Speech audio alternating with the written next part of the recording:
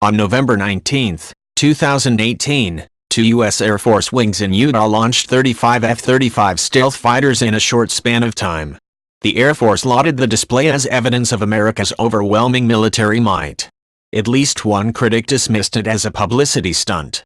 In fact, there's one region where mass takeoffs are an important military procedure: the Korean Peninsula. Ironically, that's the one region where the Trump administration is deliberately limiting the flying branch's authority to organize large-scale warplane launches.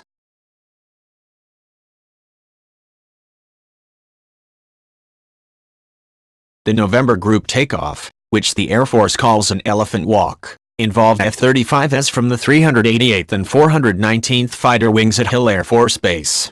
The active-duty 388th and Reserve 419th train Air Force F-35 pilots. The 388th's 34th Fighter Squadron, whose F-35s have the latest Block 3F software, also has a frontline role. In late 2017, it became the first Air Force F-35 unit to deploy overseas, to Japan. At the time of the Elephant Walk, the first for the F-35, the Utah Wings possessed around 40 F-35s. The Wings are on track to receive a combined 72 F-35s by 2019. The Hill stealth fighters took off one at a time in roughly 30-second intervals. In just a few minutes, the Wings launched as many F-35 sorties as they normally do in a full day of routine training.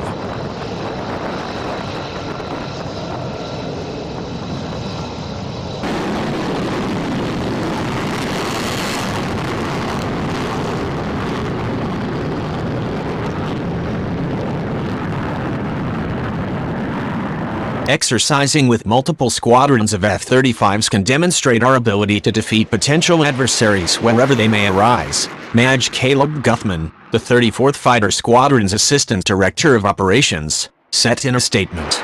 But Valerie Encina, a reporter for Defense News, echoed a more cynical sentiment when, on Twitter, she described the Elephant Walk as cool but very choreographed. "Call me when they fix all the Alice problems and then we'll talk," Encina added, referring to the F-35's buggy autonomic logistics information system, a computer network for the type's maintainers.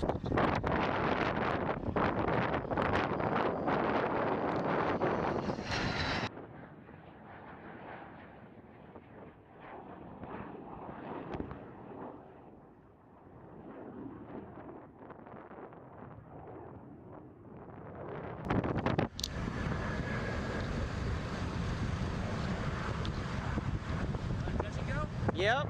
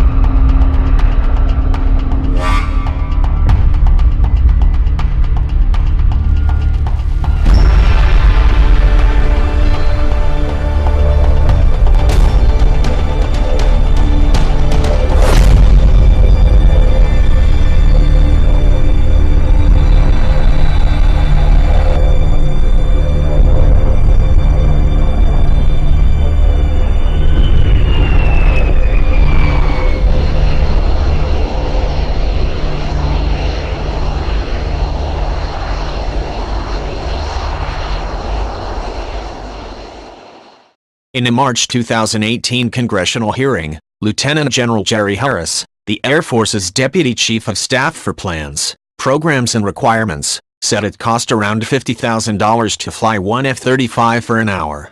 That's roughly twice what an F-16 costs for an hour in the air. In fact, Elephant Walks significantly contribute to the readiness of American and Allied squadrons in South Korea and nearby countries. In the event of war with North Korea, U.S. and Allied forces plan to quickly target the roughly 13,000 artillery pieces that Pyongyang has massed along the Korean demilitarized zone. In the early hours of a war, that artillery likely would bombard Seoul, which lies just 25 miles south of the DMZ. A serious, credible threat to 25 million, Republic of Korea, citizens and approximately 150,000 U.S. citizens living in the Greater Seoul metropolitan area, is also posed from its long-range artillery. U.S. Army General Vincent Brooks, head of U.S. Forces Korea, told a U.S. Senate committee in March 2018.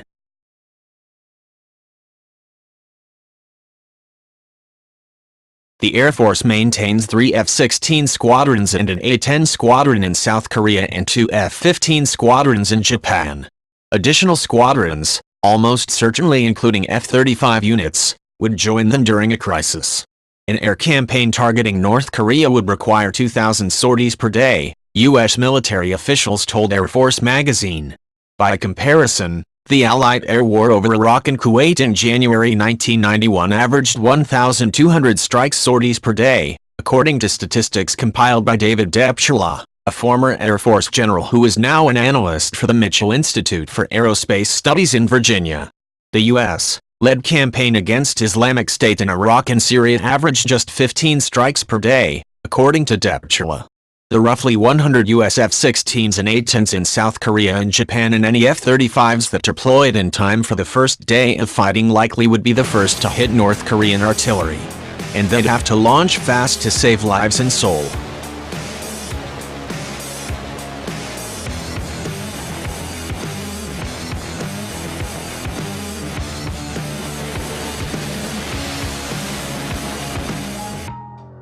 There is a reason that the 7th Air Force in South Korea and Japan has organized more elephant walks than most Air Force commands have done. The threat here on the peninsula is very real, and countering that threat needs to be in the forefront of our minds, Carl William D. Betts, then commander of the 51st Fighter Wing in South Korea, said in 2017. But the Korea elephant walk is an endangered species.